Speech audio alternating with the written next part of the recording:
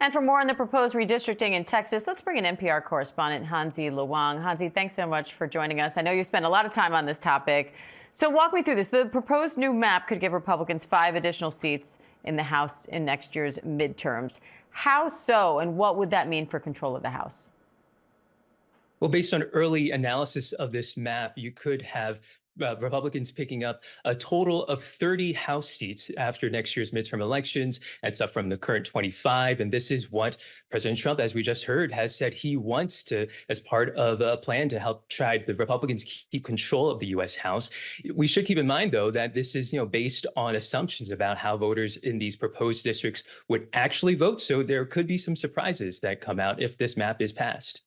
You say even if it is passed, this is likely not the end of this redistricting story. Why not?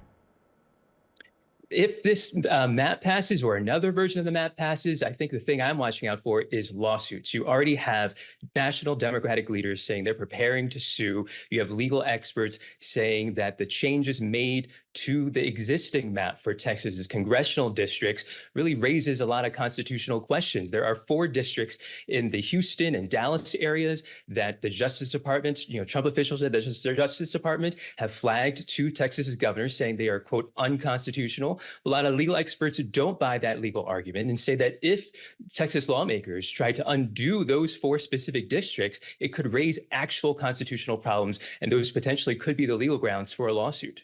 And Democrats are already preparing to fight this legally if there are any changes to the map. What are you watching for in terms of those legal arguments? What are the grounds there, and how strong will they stand up in court?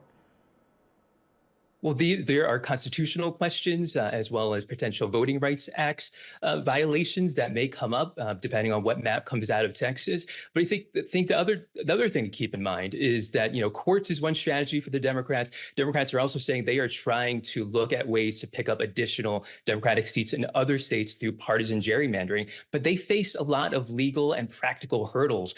For example, in California, it's an independent redistricting commission that sets up the congressional map. And in New York, for example, the state constitution needs to be amended in order to allow for another redistricting before the end of this decade. You have 2 state lawmakers there in New York proposing amending the Constitution, but that's a process that probably won't happen in time for the 2026 midterm elections. So what kind of ripple effect could this have?